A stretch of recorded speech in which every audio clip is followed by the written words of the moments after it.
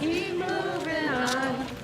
Put one foot in front of the other and lead with love. Put one foot in front of the other. I am right next to you. Gotta put one foot in front of the other and lead with love. Put one foot in front of the other and lead with love. Gotta put one foot in front of the other and lead with love. One foot in front of the other and lead.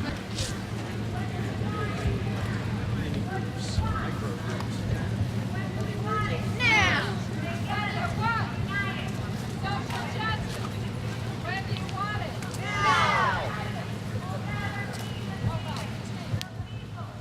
United will never be defeated. The people united will never be defeated. The people united will never be defeated. The people united will never be defeated. The people united will never be defeated. The people united will never be defeated. The people. I don't know what they're saying now.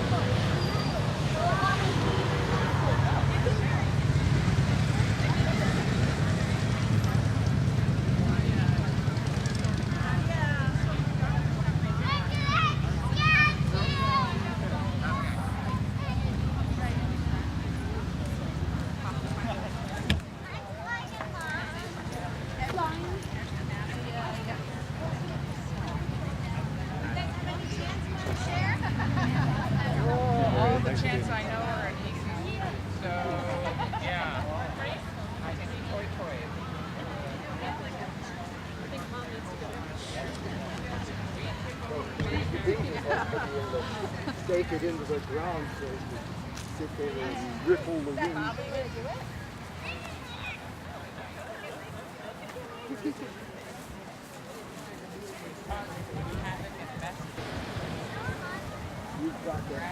Say hello to my many thousands of fans. This is Maria. She takes all the movies in town.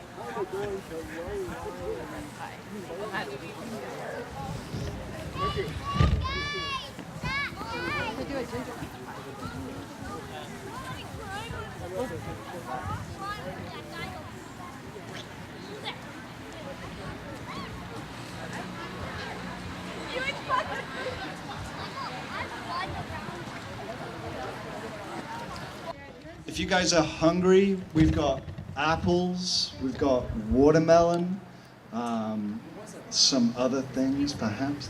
We've got water and other liquid substances in that general area over there. Oh, there it is. Oh, what am I talking about? We've got the bicycle smoothie. That's gonna happen soon. Maybe not like right now. The plan right now is to gather, and the original plan was that we would all converge at the same time. But you know, best laid plans. They're on their way. They should hurry up. We're waiting for them. So while we're waiting, talk to somebody you don't know.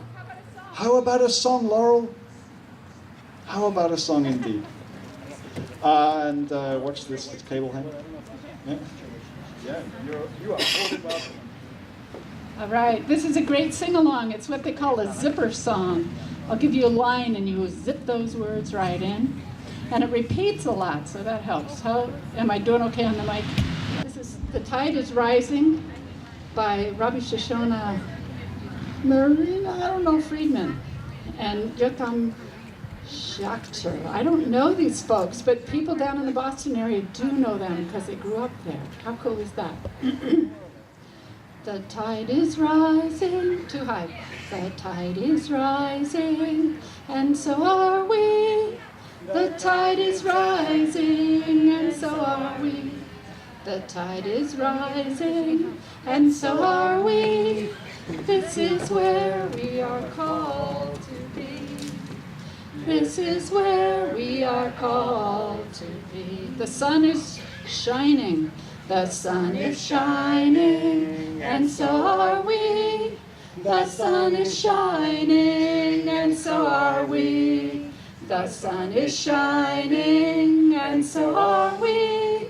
This is where we are called to be. This is where we are called to be. The wind is forceful. The wind is forceful, and so are we. The wind is forceful, and so are we. The wind is forceful, and so are we. This is where we are called to be. This is where we are called to be. The soil is living. The soil is living, and so are we. The soil is living, and so are we. The soil is living, and so are we. This is where we are called to be. This is where we are called to be. The trees are growing. The trees are growing, and so are we. The trees are growing, and so are we. The trees are growing, and so are we. This is where we are called to be. This is where we are called to be. The storm is raging. Here comes the bikers, and so are we. The storm is raging, and so are we. The storm is raging, and so are we. This is where we are called to be. This is where we are called to be. The time is rolling. The time is rolling, and so are we. The time is rolling, and so are we. The time is rolling, and so are we. This is where we are called to be. This is where we are called to be. How many people walked? 110 people walked. How many bikers? 1,000. Welcome, everybody. Glad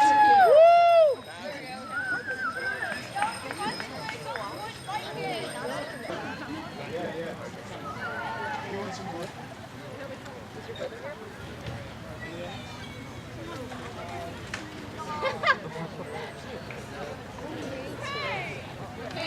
Do you want to sing with us? And I hope you do.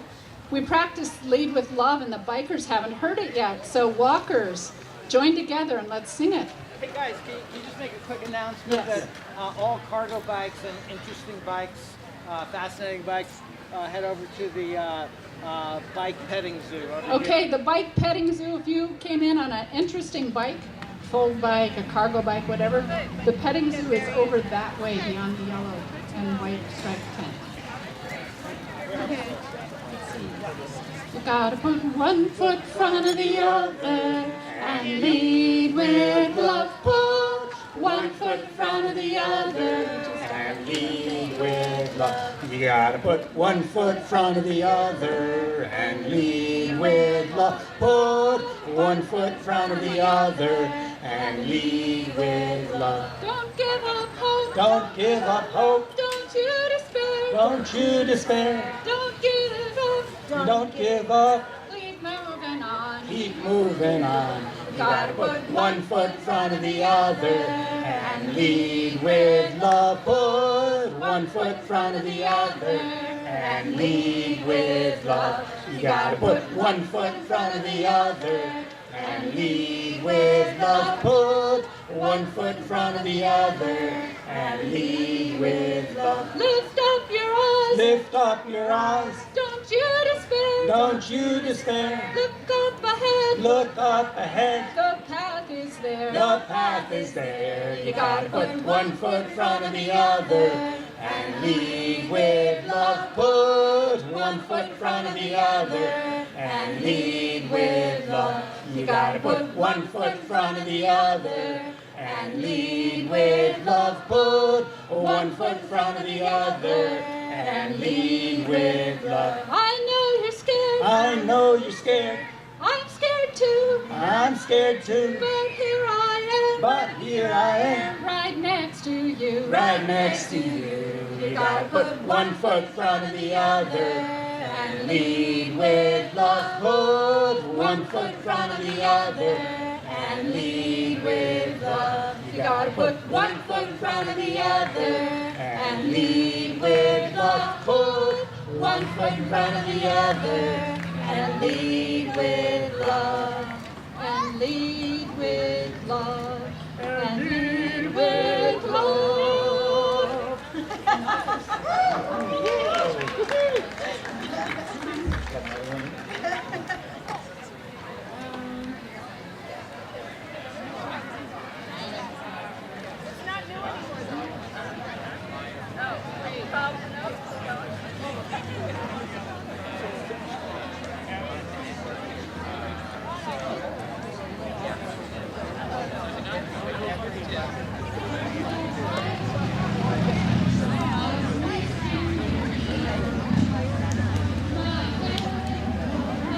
Over my head, Over my head. there's music in the air. Now There's join me. music in the air.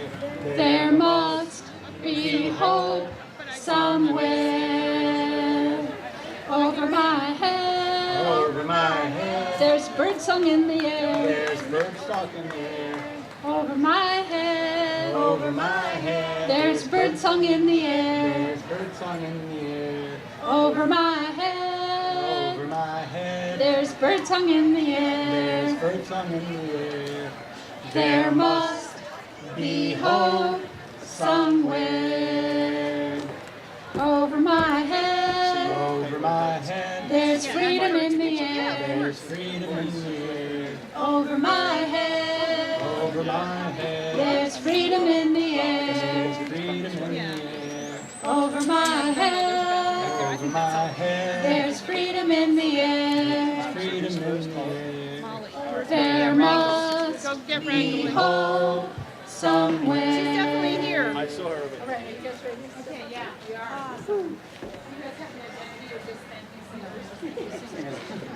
Thank you, singers, so much. We're getting ready to start with a short program of people speaking, so if people could come forward, that would be grand, so you can actually be together as a group, because we need all need to support each other here. So, Come on in. come on up, come on up. And there is, okay. You all look great. We had close to 100 people biking all on the road. We had 110 miles. 110 marchers, close to 100 people biking, Let's go. and very, very little angry driving resistance, which made me happy. I was a little concerned, but that didn't happen, so yay us. So everybody up. I'm Nancy. I'm one of the people involved in 350 Brattleboro, and I'm on the 350 board. And see, of all of the critical information you need to know in this important time, there's a bathroom behind here. And other than that, the other piece of critical information I'm going to give you right now is that our beloved representative, Molly Burke, who is a progressive elected to the House in 2008 and is on the Transportation Committee, and a very, very active biker in our community, as well as being active in so many other areas that helps us all, is our first speaker. So Molly, yay Molly!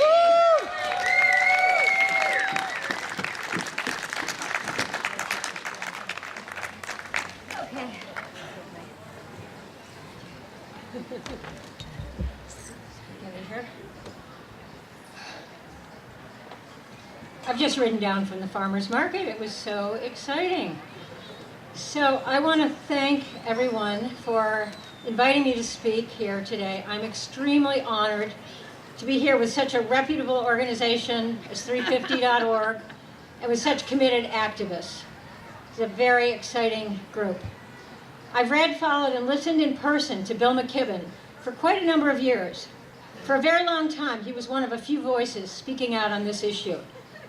I particularly remember a time, perhaps in 2005, it was 13 years ago, when Bill spoke in Putney about the fact that we had maybe 10 years to change course. As we all know, we have not been able to do that in any significant way yet. And now we are here at this moment in history, dealing with an unsettling present and a potentially catastrophic future. We only need to think about this summer, unprecedented high temperatures and drought in Europe, wildfires in the West, and closer to home, record-breaking heat in Vermont, particularly this past weekend. Even in little ways, this warming is disrupting our lives. An article in the Reformer this week talked about how the BUHS sports teams were altering their practice schedules for cooler times of day. My own awareness of climate change arrived 25 or 30 years ago in an article that came in a Parade magazine that accompanied our Saturday Reformer. The article talked about carbon dioxide emissions that were beginning to warm up the planet, trapping heat in what the writer called the greenhouse effect. I remember there was even a diagram of what that looked like. The article said that if we didn't act, we faced a future of more intense storms, unpredictable weather, warmer winters in the north, intensifying heat, and rising seas from melting ice caps. We knew all this then, and as a country we've failed to act. This was reaffirmed recently in an extensive article in the Sunday magazine of the New York Times. Of course, at the time, the threat seemed far off into the future, and we still had time. After that, I started noticing changes in our Vermont winters. What had been predictable cycles in southern Vermont, snow just before Thanksgiving, deep cold in January, a little thaw at the end of the month, then more snow and somewhat diminished cold through mid-March or so, followed by mud season. This cycle became less predictable. Now freezing rain appears with more frequency. Ice outs on ponds and rivers comes earlier. Periods of extreme cold alternate with unusually warm days, and maple sugaring season comes earlier. And while I feel a profound personal loss of these deep and magical winters, these changes also impact a culture built around snow and cold, and the livelihoods of many Vermonters. And these concerns pale before the dramatic predictions of flood, fire, and drought that loom in the background. In 2008, a chance phone call presented me with the possibility of running for the Vermont legislature. It was not something I had thought about, though I had been active in town affairs in various capacities. I'd also been a member of Brattleboro Climate Protection, the first organization in Brattleboro that talked about climate change. And here I want to give a big shout out to Paul Cameron, who some of you may remember, who arrived in Brattleboro in 2002, and in his quiet and unassuming way, built an organization that helped to raise awareness of the issue and engaged others in projects to reduce carbon emissions. My decision to run for the legislature was directly inspired by my concern about the climate and the hope that I could make an impact in some way. I found out that this requires much collaboration and strong personal relationships with colleagues, along with pressure and support from advocates and activists like this group assembled. I've now served on the Transportation Committee in the House for 10 years. During that time, I've been able to promote legislation to limit vehicle idling, to give greater safety protections for bicyclists and pedestrians, to require state and municipalities to consider the needs of bicyclists, pedestrians, and persons with disabilities in the planning of transportation projects. I've supported park and ride construction, better public transit, and electric vehicle incentives. I've attended weekly meetings of our climate caucus and joined other legislators to advocate for weatherization money. I've strongly supported the state's comprehensive energy plan. It requires specific reductions in greenhouse gases, and worked recently with advocates and other legislators to sponsor carbon pricing legislation. Despite these efforts and official state policy, Vermont's greenhouse gas emissions actually increased by 16% over 1990 levels, when they should be going down. These are the latest figures. The scale of the problem just in Vermont is enormous. In order to meet our emissions goals of 50% reduction from 1990 levels by 2028, we would need to at least replace 60,000 fossil-fueled vehicles with electric vehicles, install 25,000 advanced wood heat systems, install 60,000 cold climate heat pump systems, and other measures. We also need to put a price on carbon, though up to now that has been politically difficult. We need to do that without impacting our most vulnerable and low-income citizens. However, there are some bright lights on the horizon. I've been privileged to be part of a small group of legislators and advocates strategizing ways to get some form of carbon pricing into law. This will help to incentivize the measures I just mentioned. This past session, with the help of some key members of the Appropriations Committee, we were able to get money for a nonpartisan study of the economic impact of carbon pricing on the Vermont economy. We're hopeful that the study will show a positive economic benefit, in addition to an environmental one. We will have legislation ready to introduce once the study is completed in January. However, there are many forces opposing any form of carbon pricing, and we're going to need the help of lots of activists, all of you who are here today, to talk to your friends and neighbors, to demand action, and to support your like-minded Windham County legislators. I see Senator Becca Ballant here. There may be others. We're all on board with this. Some people say, what difference will it make, even if Vermont can put a price on carbon? This is a worldwide problem, and that's true. However, we can lead the way for other states, municipalities, and countries. Lead by example and by the positive benefits that can result. After the 1927 flood in Vermont, President Calvin Coolidge spoke of our brave little state. We need to be brave now, more than ever. As much as I feel despair at times, I believe we cannot allow ourselves to stop our work and give up hope. I like to refer to a wonderful book by Rebecca Solnit, many of you may know it, called Hope in the Dark. She makes the case for hope as a guiding principle, to act in a time of darkness, uncertainty, and fear. Today I want to encourage all of us to redouble our efforts and our commitments, to join together with others, to engage positively with those who disagree with us, and to never give up hope, even in the face of daunting odds. Thank you again for listening and for your important and outstanding work.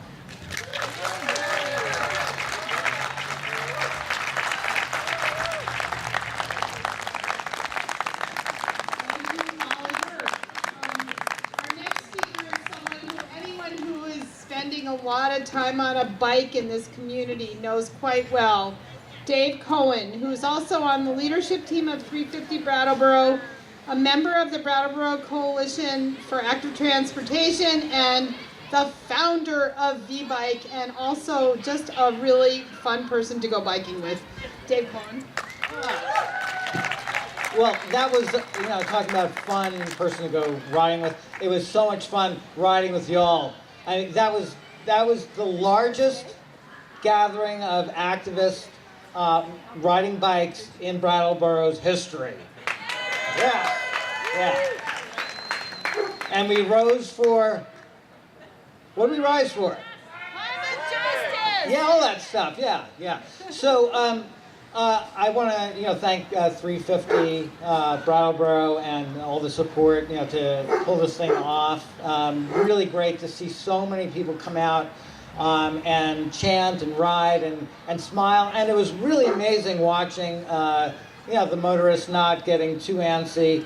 I want to thank Molly Burke for speaking. She's been a great leader. In fact, Molly helped me several years ago. I had this idea, like, why don't we kind of reboot the bike in Vermont?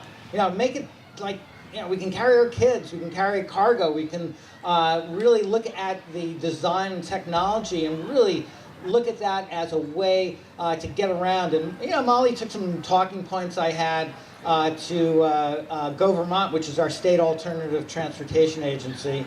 And the program director for Go Vermont contacted me. I met him. And he said, well, how many days a week do you think you can do this work? And I was like, what? What are you talking about? You want me to work for the state? And I ended up with a contract to provide consultations for Vermonters around electric assist options, cargo bikes, and things like that. But the big thing about that we know from this ride, and that when you guys were walking, is that our availability, our sensory availability, our emotional availability to the world is so different than when we get into an automobile. It's vastly different. Who's experienced that? Yeah. I mean, it is profoundly different. If you were able to have one of you outside of your car and another one inside of your car, and then you got together and talked about the experience, you guys would be like, whoa. So, V-Bike is actually a lot more about that than actually the bikes. We're about how we get colonized and how the technologies that we use kind of insert them into our perspective and our own opinions. So you can read all about that on our website and quite a few articles that we have at our table. I also want to thank Far Meese for showing up. Far has got the community bike clinic. If you got a problem with your bike, he will help you out. He's right next to the V-Bike table. Behind the V-Bike table is the bicycle petting zoo. Have you visited the bicycle petting zoo yet? Not yet. Not yet. Well, get over there. Check out all the different kinds of cargo bikes that people are riding. Brattleboro happens to be an epicenter for this bike revolution that's happening in Vermont. One thing that we've got going in Burlington are subsidies for the purchase of electric bikes. It's starting to revolutionize how people are using their bikes there, but we're still ahead of the game as far as cargo bikes. I think we actually have more cargo bikes here than there are in Burlington. Cargo bikes allow us to carry our kids, do all the errands, ride year-round if we want to do that. So visit the bike petting zoo and get an idea of what that's like. If you're interested in anything around bike technology, e-assist, or anything like that, you can contact V-Bike. We will show you the way. We'll give you free consultations, totally paid for by the state, by V-Trans, believe it or not. Woo! Lastly, I'll just say it was absolutely awesome to be part of this gathering, the walkers and the bikers, and I want to continue rising for climate. Thank you. Our next person is, oh God, it's trying to kill me. Maya King from Youth for Change, a program of the Root Social Justice Center. And this is a youth program for ages 12 to 25 committed to racial, economic, gender, and social justice issues. And here she is. Hello.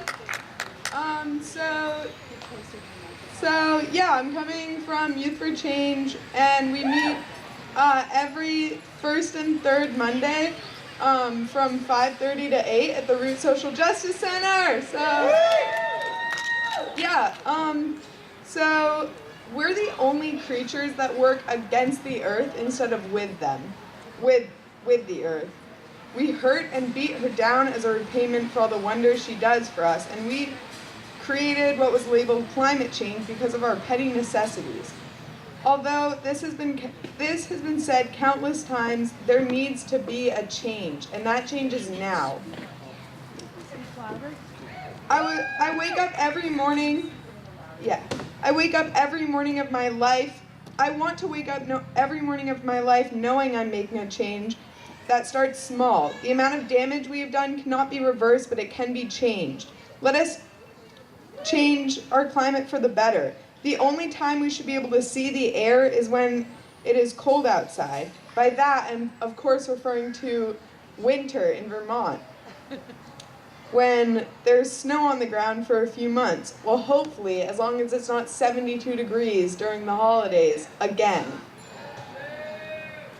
Please continue to do the small changes we have made: recycling, composting, turning off lights, shortening your showers, the list goes on. And it's time to further those changes.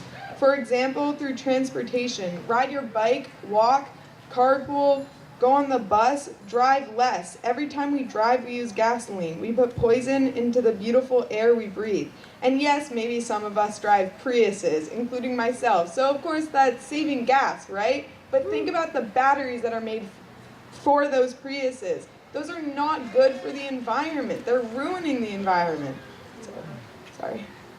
And then we dump them in the ocean and forget. Out of sight, out of mind. But that's not working.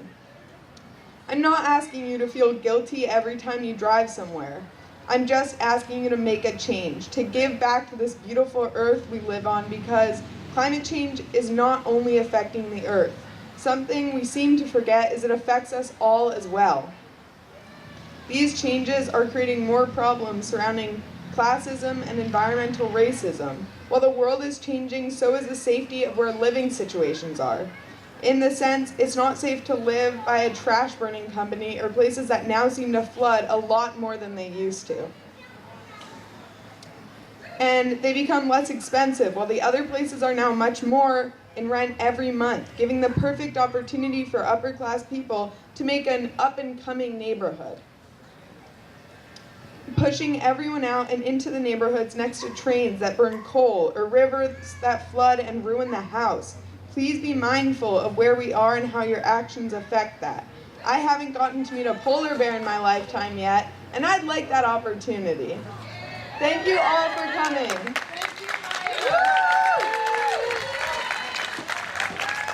So these are the people that those of us who are old and beat are working for, and we're going to make a change so they have a livable world. That's what we need.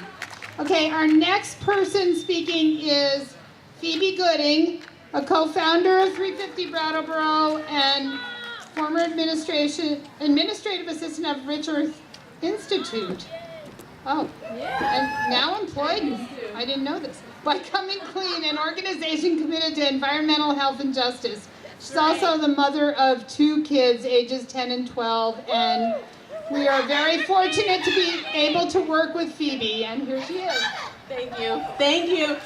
My kids are like, we're 11 and 13. I'm so sorry.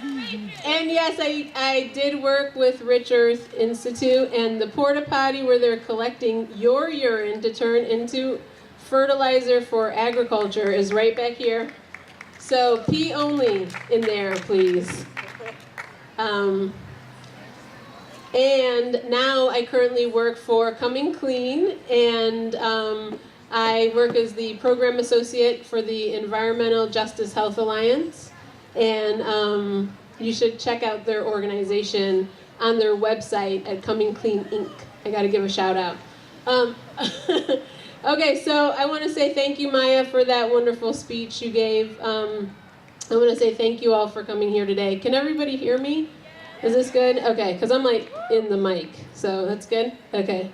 And I just want to say, before I say anything else, that I want to acknowledge that the land we're on was and still continues to be the homeland of the Western Abenaki, the people of the Dawn Land. So today we came here to this common area by bike, by foot, by wheelchair. We took different ways to get here to where we are now. We have all taken our own life's journey to get exactly to where we are right now in this moment. Our backgrounds are not exactly the same. The choices we made to get here and the choices that were made for us are each unique, but still our paths cross, and they weave in and out of the journeys of our friends and our families and our neighbors. So does this mean that we all have the same exact goal here today? The same reason we came out to support this action and this rally? Not necessarily. My goal was to ride my bike down Western Ave with my friends, to come together with community, have fun with my kids, and show them another way as possible. But maybe your goal is to show Brattleboro that we can have other modes of transportation besides a single occupancy vehicle, and this will lower greenhouse gas emissions, promote a healthy lifestyle, and reduce the impacts of climate change. Or maybe your goal today was to show the town and the world that a bike is your only transportation because affording a car, gas, and insurance is not a reality for you. And you just want a safe way to get from home to work and back home again. So we're each unique in our own stories and who we are, why we do the things that we do. But we're gathered here today in this exact moment, and ultimately we all want a good quality of life. So when we leave here today, and hopefully energized by all these beautiful people we've seen, by all the hard work that it's taken to make this rally possible, shout out to everybody who's helped. When we go to pursue our goals for more and better bike lanes, maybe that's one of our goals. Maybe your goal is to have sidewalks without cracks, or lights for safer nighttime walking, or a bus system where you don't have to wait forever at a bus stop, or that at least has shelter for when you do have to wait. Maybe your goal here today and what you're going to work on is for more bike parking so you can leave your bike in a place where you're not afraid of it getting stolen. And maybe your goal is to create a Brattleboro that produces less than half of its greenhouse gas emissions in transportation. So I just want to say that I hope when you leave here today that you remember we're all here together. Even the people who aren't in this rally here right now, who aren't present, are in this struggle with us. And when we leave here, you know, I don't know exactly where we're going to go or how we're going to get there, but I do know that we have to do it all together. Thank you so much for coming together.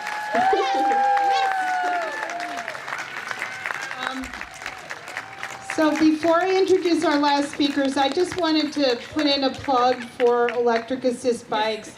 I mean, it has changed my life in terms of becoming a bicycle commuter with some very, very serious hills and a 10-mile ride each way to and from Brattleboro from my house in Putney. And because of my electric assist bike, I can do it just about every nice day for about 7 months a year. And I really was becoming unable to do those hills, and it's changed everything, and it is wonderful. I can't express how great it is, and for anybody who's interested in trying electric bikes, see Dave Cohen. They're fabulous. They use very little energy, and they can change your life. So the last two speakers are Abby Mnookin and Daniel Quip, who are also co-founders of 350 Vermont. Abby's also the leader, and she is the staff person for Mother Up, Families Rise for Climate Action in the Brattleboro area, which is part of 350 Vermont, and she has 2 daughters, 2 and 6. Daniel is the co-founder of Brattleboro 350, and he's currently working for 350, the national organization, in the fossil fuel-free campaign. So they are going to end up our program today, and thank you all so much for being here.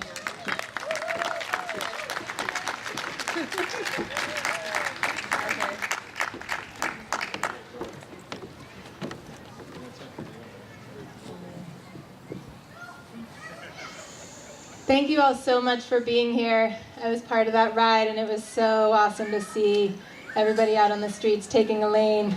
I think we should do that often. I'm actually going to start with a moment of silence for a person of our community who recently passed away named Janet Schwartz. Many of you might know her. She was an active climate activist, anti-nuclear activist, really active in post-oil solutions, and her memorial service is actually happening now.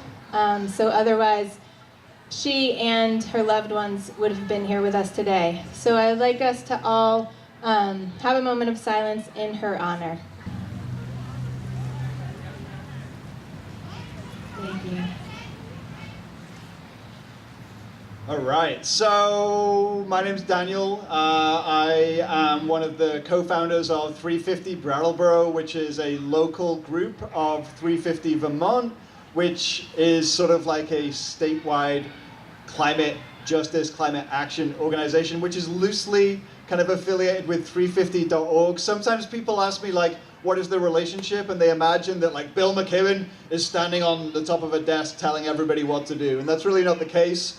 350 Vermont does what is right for Vermont. 350 Brattleboro takes some direction from 350 Vermont and 350.org, but we also try to do what's right for Brattleboro. So there's a lot of independence in this organization, and you know, we don't even agree about it within the group. So you know, all right, I'm going to keep it real brief, and I want to keep it real sharp for you. So I do a lot of like tabling out in the world. Some of you have probably seen me sitting at a table with a clipboard and talking to people. And when I'm out in the world talking to people about climate change, they kind of ask me like what to do, which is weird. And they want to know if they should buy an electric car, or if they should put like solar panels on their house, or if they need to like weatherize and insulate their homes, or whether they need to change banks.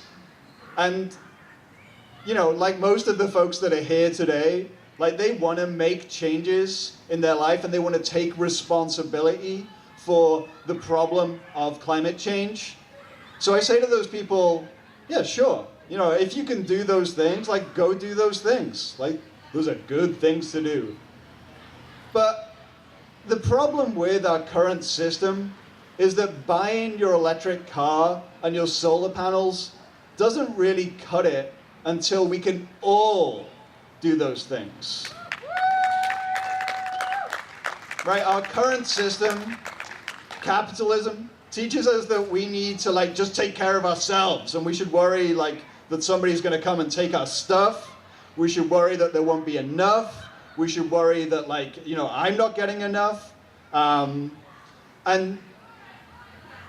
that we should strive to afford the things that we need, and that if we don't have those things we've failed somehow, right? Or people who don't have those things, like they don't care enough. Like I'm so fed up of hearing people kind of in this political divide chastising folks who are driving like a gas guzzling truck down the road and assuming that they don't give a shit about this problem. Like, I don't believe that, okay? And we need to invite those people into this movement. So, that's a little off the cuff remote. You know, I remember when Paul Ryan was talking about like how the poor should spend their money, and like, you know, they shouldn't buy their iPhone and they should use that money on health insurance instead for like 1 month. So thanks. You know, and capitalism keeps us locked into this mantra of just looking after ourselves, of protecting our own little stock of resources, whether that means time or peace or money or property. And we're constantly worrying that we won't have enough, that someone is going to come and take it away from us, and maybe they're brown or black, or they're from some other place and they speak another language, or they have another religion, and we need to be afraid of those people. And I'm done with that too. So looking at this world in this way prevents us really from taking the kind of action that the problem demands, right? Instead of thinking about personal responsibility, we actually need to think about our collective responsibility. We need to work so that everyone has access to a clean energy transportation network. We need to work for renewable energy that's owned by the people and is available for all of the people, all of them. We need to work for healthy, comfortable, efficient homes for everyone, regardless of income and whether they own their home or they're renting their home.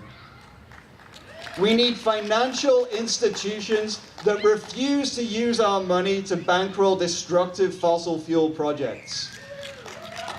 We need governmental institutions that work for the people and seek to safeguard a healthy planet rather than answering to those only interested in profit.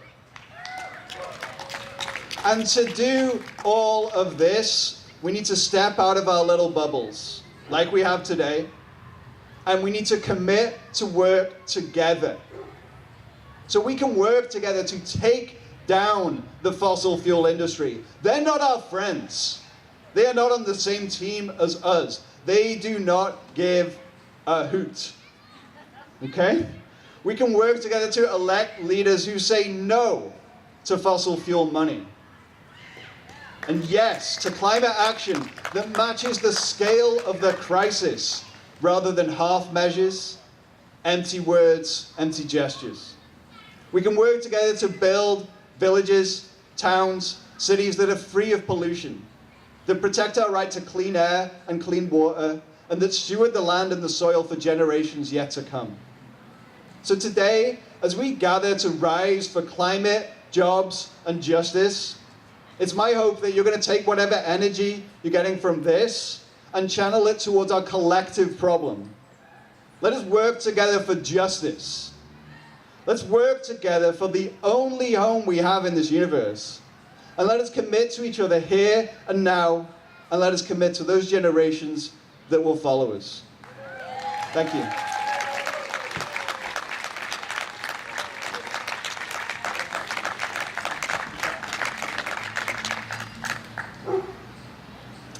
I'm not sure I introduced myself before, but I'm Abby Mnookin, and thank you. I get nervous talking in front of people, and I often cry, so both of those things are true. I'm also going to speak about one of my children during this little talk, and this 6-year-old child has requested that you do not go up to her and talk about anything that I mention during this talk. Just pretend it didn't happen if you're going to interact with her. That's the only way I was allowed to share this story.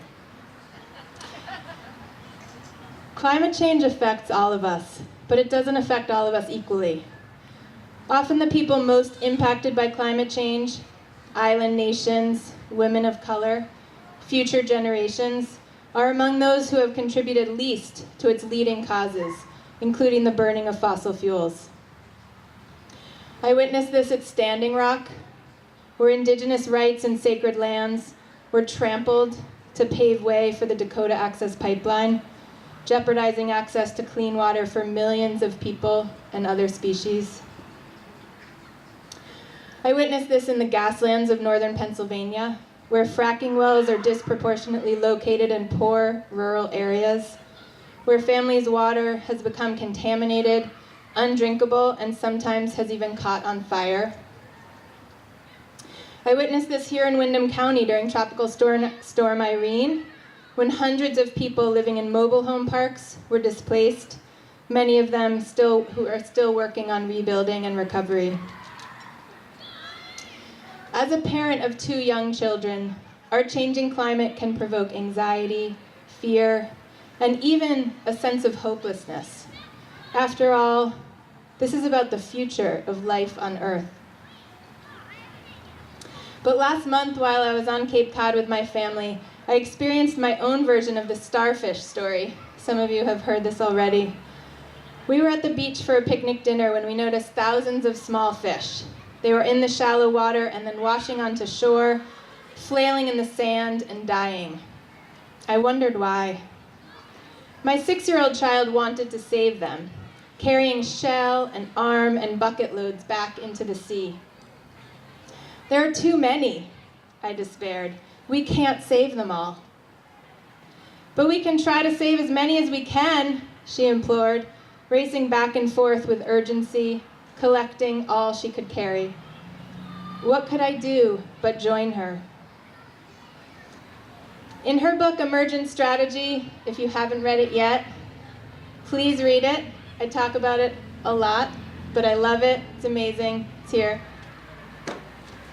In her book, Emergent Strategy, Adrienne Marie Brown asks, how do we cultivate the muscle of radical imagination needed to dream together beyond fear?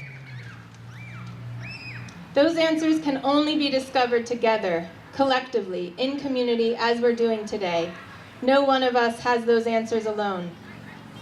Thank you for being here and for rising up. Let's keep rising up and reimagining what a fossil fuel-free future could look like. What a Brattleboro could look like that really embraced biking. For us, for our children, and for future generations. And with this in mind, we're actually going to invite you in to do an activity with us together. There are other activities happening. We know that, and we're actually going to mention them later. Please continue if that's where your heart is. But if you want to join us, we're going to invite you to come in a little closer and do a short activity. It will probably be 10 minutes that we call the 4 R's of change making. So if you're interested in participating, make yourselves known closer, and you're going to be moving around based on those 4 R's.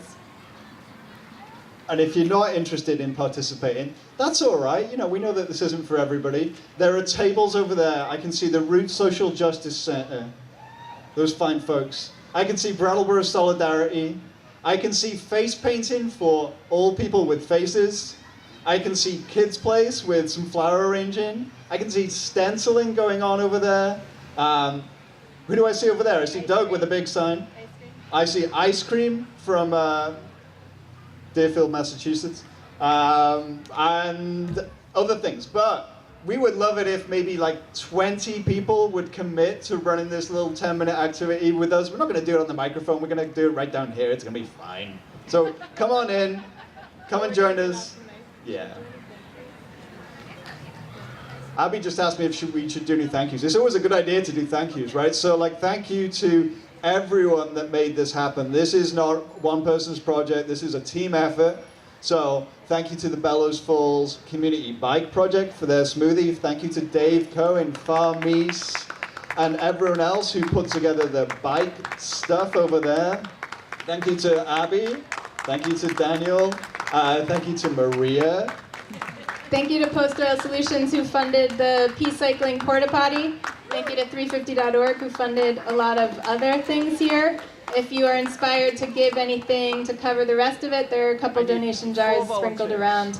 But thank you most to all of you for being here. Okay, do we have 4? Is that where they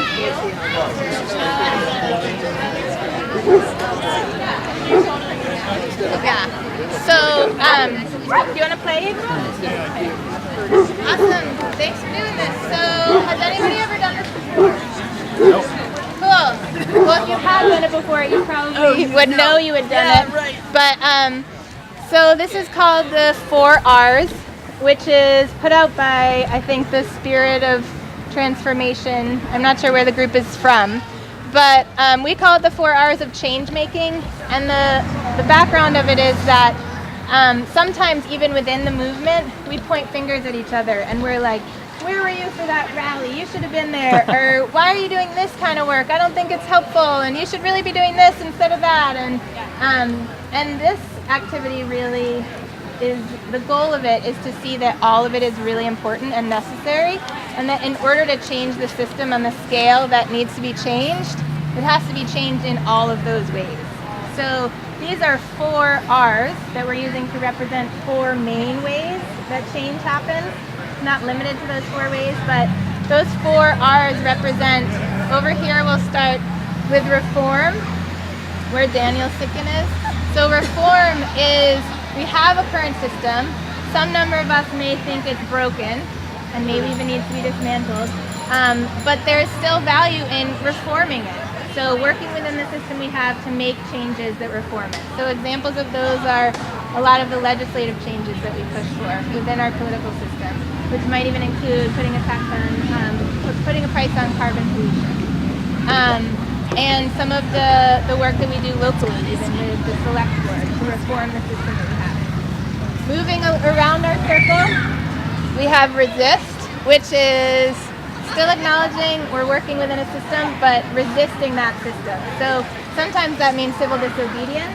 It could be our critical mass bike ride here, where we took over a lane, and we're saying bikes deserve to be on the road and to, have equal rights to cars. And so resisting that system. It can also be mass marches that shut down the road, or TD Bank protests that actually close the bank for some amount of time. So it can be civil disobedience, but really resisting the current system. Moving around here to reimagine, that is just like brainstorming sessions. Let's reimagine what is possible. There is like, everything is allowed in that process. So just reimagining the kind of world that you want to live in. Not being bogged down by the current system we're in, or being a naysayer and feeling like it's impossible, we can't do it, but just like opening up your mind and reimagining all these different kinds of systems that could work. Examples of that are, even before Richard started, is just like, how can we manage our waste in a different way than flushing with clean water? Let's explore some of those ideas. So reimagining transportation systems where some part of Main Street is closed to cars and it's only open to bikes and walkers. So reimagining is like the big dreamer people. And then recreate is kind of the boots on the ground people who maybe take those reimaginative ideas and actually do them. So now we have this P-cycling system through Rich Earth Institute, where the urine can be used as fertilizer instead of using fresh water to flush, and instead of flushing a nitrogen-heavy resource, we can use it for fertilizer on currently hay fields hopefully one day also vegetables and crops, so that we're not using chemical fertilizers that are then running off into our waterways. And so recreating like either new systems or systems from the past, but bringing them back, recreating them. VBike could also be an example of rebooting the bike for Vermont, and really like reimagining this and then making it happen. So what we're going to ask you to do is, with that this activity can sometimes take a lot longer. So we're trying to just condense it so you can mingle with each other and do other things. But with that little intro, we're going to ask you to move to the area of this circle, these 4 R's, where you feel like your heart is drawing you specifically for change-making work. Not like your role in your house at home or your role in your job, where if you have a job and you earn money, but just like in your change-making, activism, organizer work, where do you see yourself fitting in here? Like where you actually are, or where you want to be? Nope, it's not where you actually are, where you like really want to spend your time. Yeah. What if it's a hybrid? Right. So if it's a hybrid and they're near each other, I was trying to make it. So like you could kind of go like this. We often have that. Or like in the middle. You can do that.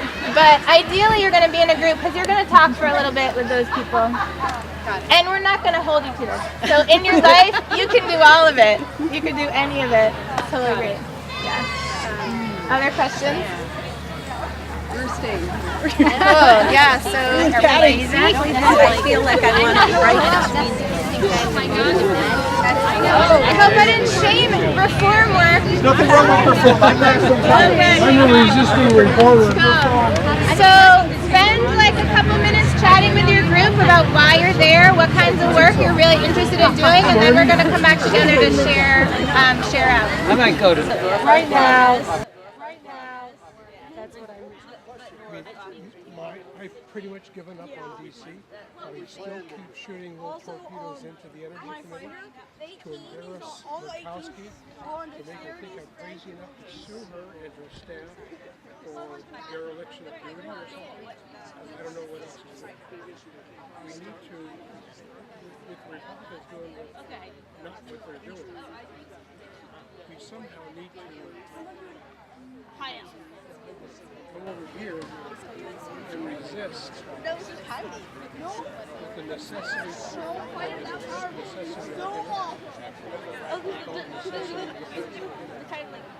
there's a suit coming up on 18 in Minnesota.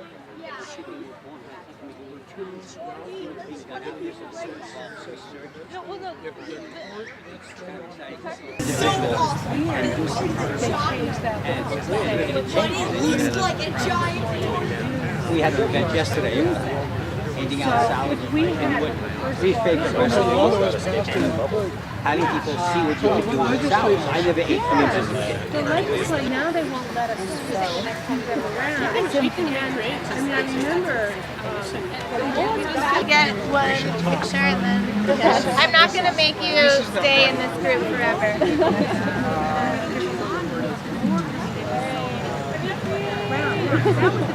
All right, I invite everyone to circle up one more time as a big group. Back to the big houses. This can be a longer activity. It often is, like in workshops, but there is a lot going on, and so we condensed it. But does anybody want to share like a gem of something that came up in a conversation? We need to flip Congress. The reformers are ready to flip Congress. We got the elections coming. Cool.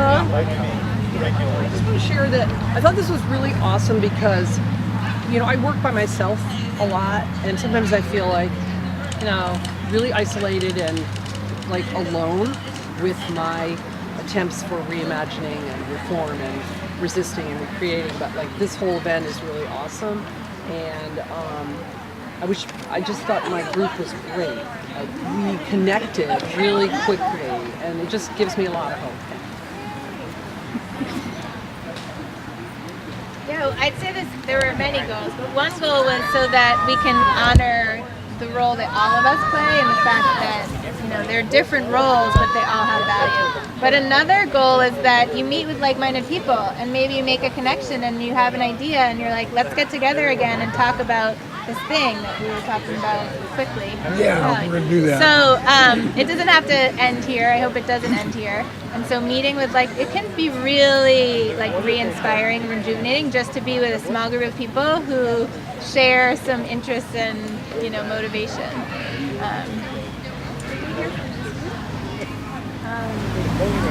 Well, a gem that came out was that there's a lot being recreated, and so action steps that we can do is getting behind the things that are already in motion, and a lot of us have really busy lives, and it's overwhelming, the idea of all these action steps I should take, when really just educating ourselves and little differences and stuff that's already being offered on the planet. What is already in motion to get the action? Well, edible Brattleboro, for example, that's something that everyone can do that has any land and can even volunteer at. That's an example. We didn't mention it, but certainly the bike thing. Yeah.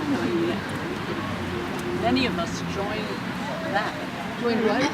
The bike. That was so good. Thing, the parklet. Oh, the bike thing. And the bike research that was mentioned. Anybody can donate their urine. Yeah. It doesn't mean it'll be used. It has a certain pH. Oh, well, I think if it's not used, they do. No, they treat it. They do treat it. Yeah. No, it's all used. It goes through a couple different. They are researching different treatment options, and so yeah, totally. Or you can use it. Yeah, we didn't. If we want to hear from every group, does someone from Resist want to speak? Well, resistance. I guess we recognize that in order to have a holistic view of this, recreate, reimagine, resist, reform. Resistance has to be an integral part of it, because too many people think of saying no without having something to replace it with. So we thought about three main things. We discussed three main things. Some of us had signed up to resist the KXL pipeline, which is right now in legal limbo in Nebraska. Some of us are resisting TD Bank. It doesn't necessarily mean getting arrested, but it means sticking your neck out in a way that becomes, you're a little more vulnerable standing on the street. There was another point that was made about how technology keeps us from experiencing the realm of nature, and how it's important to be with nature to feel grounded in what we're doing, basically. That's it. That's awesome. Unless somebody else had something to say. I co-sign everything you brought up. Yeah, so we wanted to end with inviting you. I don't know, Daniel kind of disappeared. He disappeared. You could have, I was going to say you could have urine gathering. Like a urine gathering border potty of these things. Or not. So, yeah, we just invite you to commit to taking action in one new way, apart from, I'm sure that all of us are already doing a lot. So not to add something to your plate, but maybe to think about these 4 R's and where you were drawn to, and commit to doing one new thing. It doesn't have to be in the category you walked over to, but it could be, because that's where you're drawn. And just use this time and this group of people to really commit to doing one new thing that will together be part of the cycle of change making that has to happen and grow in a pretty huge way. So with each of us doing that, we'll spread. And I think Daniel had thought about maybe closing with like a song, but I don't know that we're going to do that unless everybody's really inspired. I do love singing. Does anybody want to lead a song? Yeah. I know. I do really love songs. Yeah, now we do. Does Amherst. I mean, I've been down there. I was just going to say, in terms of what you're saying, direct action, there's a movie I recently saw, Sorry to Bother You. One foot in front of the other and lead with love. One foot in front of the other and lead with love. Email or something, because I'd like to. Don't give up hope. Don't give up hope. You're not alone. You're not alone. Don't you give up. Don't you give up. Keep moving on. Keep moving on. Cool. Thank you so much. Enjoy whatever you have yet to enjoy before people break it down. And if you're not on our mailing list, So we were in the recreate. How was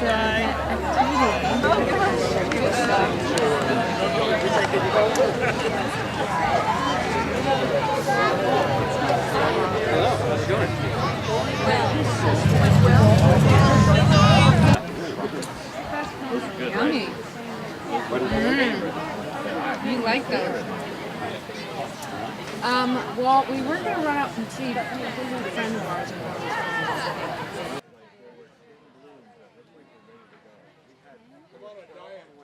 So ours is kind of different than these cabins. Perfect. Because I got this. Who is that? This is a bicycle-powered fruit smoothie. Did you see And Rex this Tillerson? whole getup is through the Bellows Falls Community Bike Project. Object of my affection. Awesome group doing really good work Because up he in Bellows became Falls. Secretary of State, And they brought this down here so that we was can enjoy fruit smoothies. He was the number one guy at Exxon. He was an Eagle Scout. Hi. I am Bonnie Anderson from the Bellows Falls Community Bike Project, a nonprofit up in Bellows Falls, and among other things, we sell bikes and we teach bike skills and safe bike riding, trying to get affordable bikes out there and bike skills. And on the side, we make bike-powered smoothies. So it's a great thing for events. So we got this connection here. This gizmo, which goes on a stationary bike, and put the blender on. We use frozen blueberries, strawberries, bananas, and juice. Put the blender on, and you just hop on. And there's this thing underneath that spins on the tire and spins the blade.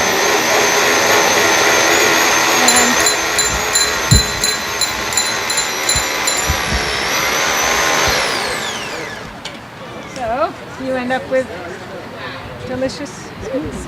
Thank you so much. You're welcome. I'm going to tag the bike shop. Okay, keep delicious smoothie. Keep going. Oh, yeah. Lucy smoothie. Hey, hold on, sorry. Oh yeah, you gotta strap it on. You don't want to lose any smoothie. Okay. There you go. I know I gotta get you started. Ready?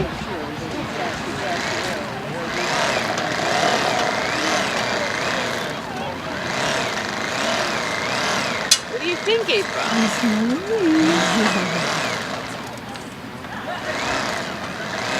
She's got it. This is the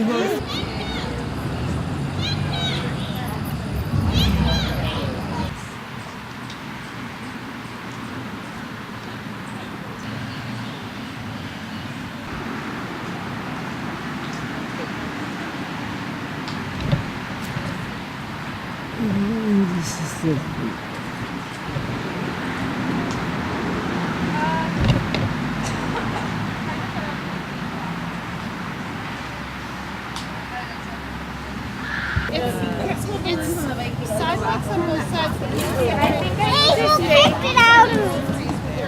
tricycle. Yeah, this is a long-tail cargo bike. It's a Yuba Mundo that was outfitted with a custom e-assist unit. It's called mid-drive e-assist down here. And provides a lot of torque so you can climb hills, carry cargo, carry your kids.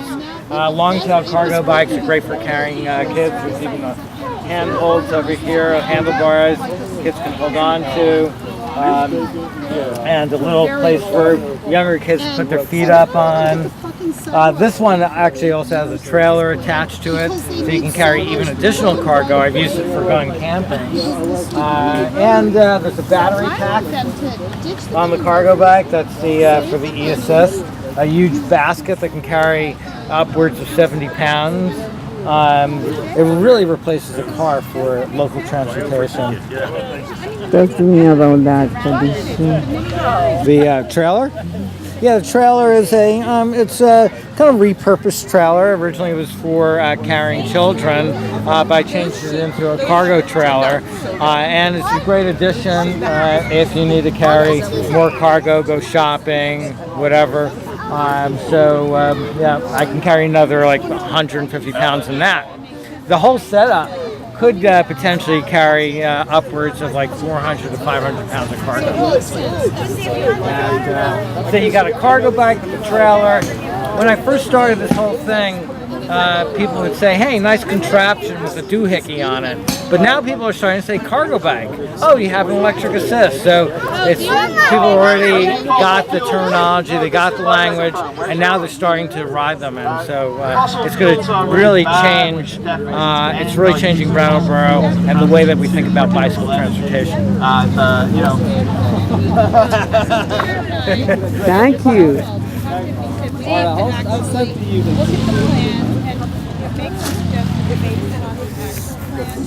Nice bike. Yeah, it's a great one. Thank you very much. Safety check. Put your helmet on.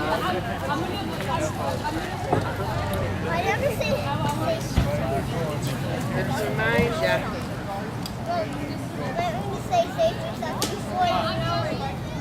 We can make this town an absolute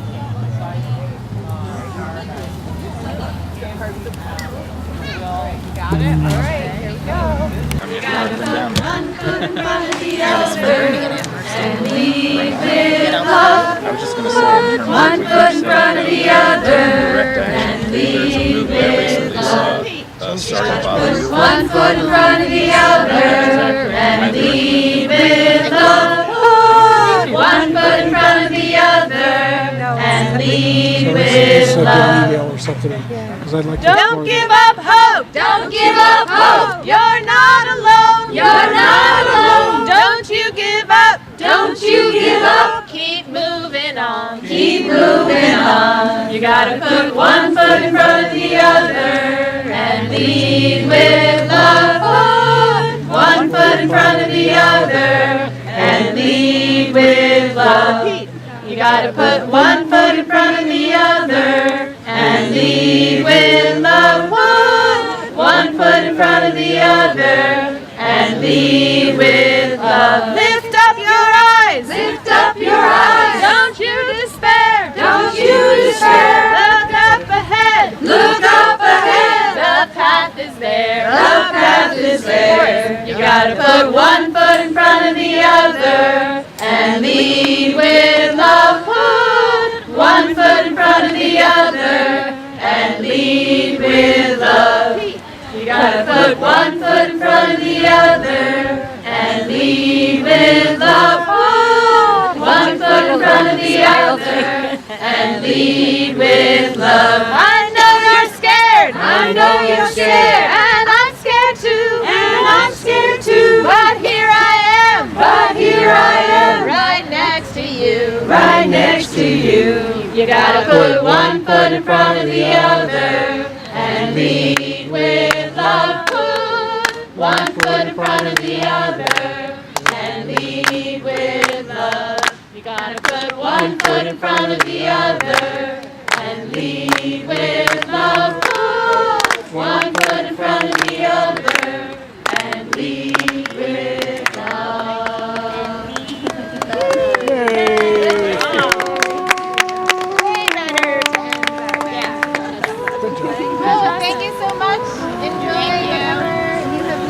enjoy before people break it down.